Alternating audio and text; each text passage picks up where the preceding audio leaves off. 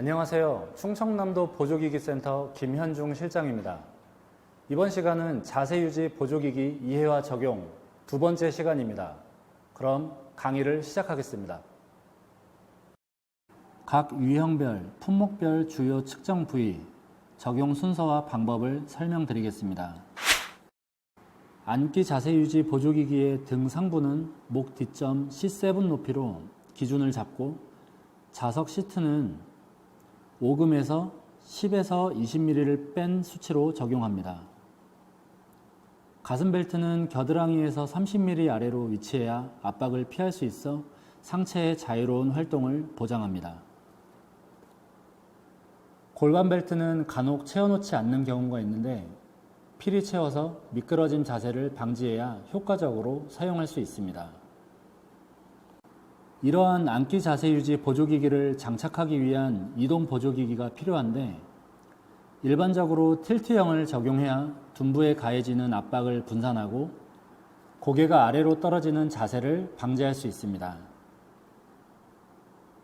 특히 맞춤형에 등만 조절되는 리클라이닝 이동 보조기기가 적용되는 것은 가급적 피해야 합니다. 이유는 리클라이닝 기능 사용 시 어깨, 가슴, 허리 부위가 위쪽으로 변경되기 때문에 벨트 등 고정 위치도 동일하게 올라갑니다. 따라서 등판과 좌석이 고정되어 같이 움직이는 틸트형으로 사용하는 것이 바람직합니다. 모듈형 역시 맞춤형과 동일하게 적용되어집니다. 서기 자세유지 보조기기의 주요 측정 부위는 명치, 엉덩이, 무릎 높이입니다. 보통 누운 자세에서 줄자 등을 통해 진행되고 벨트 제작을 위해 가슴과 골반의 너비, 가슴 골반 같은 위치 기준으로 바닥면에서 반대쪽 바닥면 둘레를 측정해야 합니다. 여기에서 주의해야 할 사항은 전체 둘레가 아니고 반둘레 개념으로 이해하시면 좋을 것 같습니다. 대부분 제조업체들이 사이즈를 구분할 때 신장으로 기재해 놓는 경우가 많습니다. 보호자들의 경우 대상자 실제 신장을 잘 모르는 경우도 많고 신체 분절 길이는 개인별로 다 다르기 때문에 신장보다는 상지의 활동을 원활하게 할 수 있는 지점으로 제품 사이즈를 확인해야 합니다. 전방형의 조절 기준점은 명치입니다. 명치 높이로 작업대가 위치해야 팔꿈치 90도 굽힘 자세로 자연스럽게 올려놓을 수 있어 안정감을 줄 수 있고 여러 가지 작업을 할 수가 있습니다. 일반적으로 신장 120cm 이하인 아동의 경우 명치 높이 더하기 300mm가 신장인 경우가 많고 약 140cm 이상인 대상자는 명치 높이 더하기 400mm 정도로 판단하시면 됩니다. 신체 실측 시 오차 범위가 크다면 한 번 더 측정해보는 것을 권장합니다. 전방형은 둔부만 밀어줘도 기본 기립이 가능하고 그만큼 가장 큰 힘이 작용되는 위치입니다. 따라서 둔부 벨트를 가장 먼저 체결하고 훈련이 끝나면 가장 나중에 풀어줘야 안전하게 사용할 수가 있습니다. 최대한 강하게 압박해야 좋은 기립 효과를 볼 수 있습니다. 간혹 훈련이 끝난 후 내려올 때 둔부 벨트부터 풀어주는 경우가 있는데 엉덩이가 후방으로 빠지면서 안전사고가 발생될 수도 있기 때문에 벨트 체결 순서는 꼭 명심해야 합니다. 체관과 무릎 벨트는 너무 강하게 압박할 경우 오히려 굽힘 자세가 유발되기 때문에 움직임이 가능한 범위에서 조여주는 것이 좋습니다. 전방형의 각도 조절 범위는 약 45도입니다. 90도 서기 자세 할 때 훈련 효과가 가장 좋고 시간에 따라 약 10도 범위에서 각도 조절을 해줘서 하중을 분산시켜줘야 합니다. 전방형 서기 훈련을 처음 할 경우 대상자를 보호자 혼자 세우기 어려울 때가 있습니다. 이런 경우에는 10도가량 기울인 상태에서 몸을 받쳐놓고 벨트를 체결하는 방식이 효과적입니다. 후방형의 사이즈 결정은 신장 기준으로 결정합니다. 나머지 측정은 전방형과 동일합니다. 후방형은 무릎 부위가 가장 중요합니다. 무릎이 펴질 수 있도록 최대한으로 압박을 해줘야 하고, 다 펴지지 않는다면 뒤쪽 패드 제작을 위해 구축된 부위의 실측을 진행합니다. 하지 길이의 차이는 누운 자세에서 고관절 굽힘 자세로 한 다음 양측 무릎 높이 차이를 측정하면 됩니다. 체간 벨트는 겨드랑이 아래로 50mm, 골반 벨트는 대퇴 가쪽 돌출부에 위치하면 됩니다. 한 가지 유의사항은 누운 자세에서 선 자세로 전환 시 신체 단축이 일어납니다. 따라서 누운 자세에서 벨트 체결을 할 때 기준보다 50mm가량 아래로 고정해야 합니다. 후방형은 180도 눕기 자세에서 90도 서기 자세까지 조절됩니다. 아무리 상체 근력이 좋더라도 90도 서기는 매우 어렵습니다. 따라서 약 100도가량 기울인 상태가 자연스럽게 서기를 할 수 있는 자세라고 볼 수 있습니다.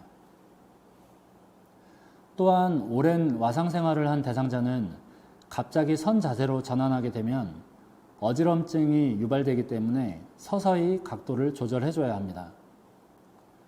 안전을 위해 전방, 후방형 모두 사용 전 바퀴 고정을 해야 하고, 훈련 시간은 약 20에서 40분가량 사용을 권장합니다. 일반 사람들도 벨트가 체결된 상태에서 1시간만 서 있어도 무척 힘이 들 것입니다. 장시간의 부동 자세는 오히려 혈액순환에도 영향을 끼치기 때문에 무리하지 않는 범위에서 사용해야 할 것입니다.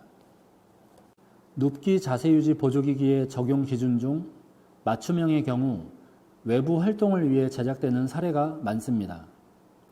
따라서 이동 시 엘리베이터와 문의 진입이 가능한지 여부가 매우 중요합니다.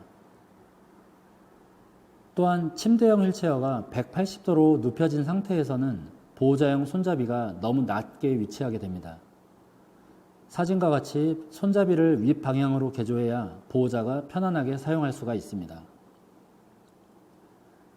웨지형을 사용하는 대상자는 대부분 앉기 자세가 어느 정도 가능한 경우가 있는데, 이럴 때 눕기와 앉기 시간을 적당히 배분해서 사용해야 합니다. 웨지형의 재질이 너무 부드러우면 자세를 잡아주는 데 한계가 있기 때문에 형태를 유지해주는 정도의 재질을 잘 선택해야 합니다. 위와 같이 서비스 과정과 적용 기준, 방법들을 설명드렸는데요. 실제 적용 사례를 같이 보면서 서비스에 참고하시면 좋을 것 같습니다. 대상자의 사진을 보면 골반 회전과 척추 측만이 동시에 발현된 모습입니다. 전형적인 성인 대상자 변형 사진인데요. 보통 골반의 회전으로 둔부 한쪽에 압박이 가해져 욕창이 발생되고, 이러한 보상작용으로 자세를 유지하려다 보니 회전하는 반대쪽으로 체간을 기울이게 됩니다. 이 자세가 지속되면 기울인 쪽은 함몰이 되고 반대쪽 견갑부는 돌출이 되는데, 변형이 심해지면 심폐기능마저 저하됩니다. 이런 변형 형태는 보통 구축이 심화된 성인에게서 많이 나타나는데, 중립적인 자세 유지로 변환이 어려워 변형 부위를 받쳐주는 수준에서 맞춤 제작을 하게 됩니다.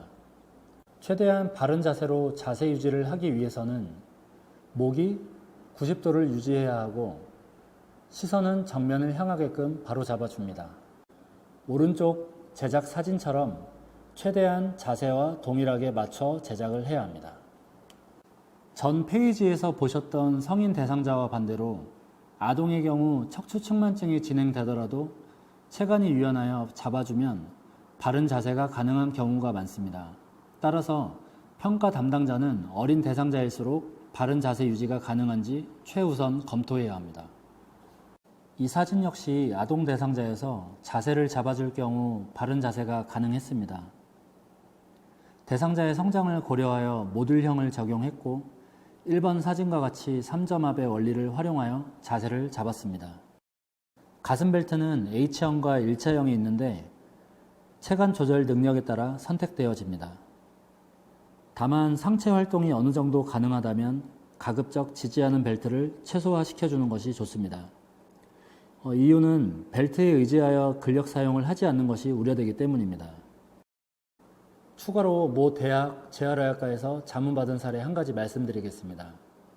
근위영양증을 가진 대상자는 점차 상체가 이완이 됩니다. 나중에 척추 측만으로 이어지는데요. 이런 경우 의도적으로 척추 전만 자세를 만들어줘 척추 측만을 지연시켜 주는데 약 50mm 이상의 두께, 반원 형태로 패드 제작 후에 요추 부위에 삽입해서 검수 진행을 했던 사례도 있었습니다. 참고하시길 바랍니다. 다음은 서기 훈련을 위해 보조기기를 개조한 사례입니다. 첫 번째 사진과 같이 무릎이 굽힘 구축이 되어 한쪽으로 쓰러지는 바람바지 변형이 지속되었습니다.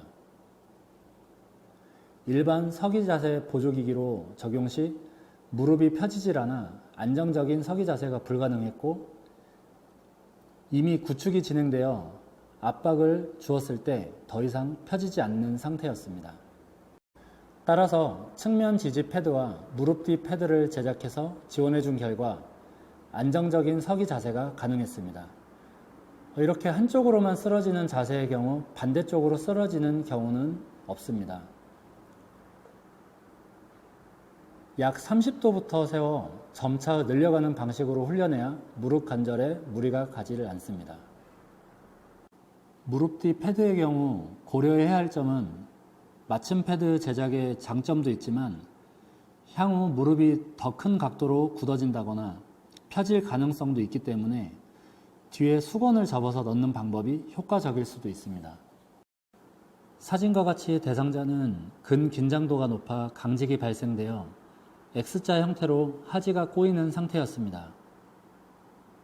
보통 이런 경우 소켓 형태의 고관절의 대퇴골두가 탈구되는 양상으로 진행되는데 이로 인해서 탈구 정도에 따라 양측 하지 길이의 차이가 발생됩니다.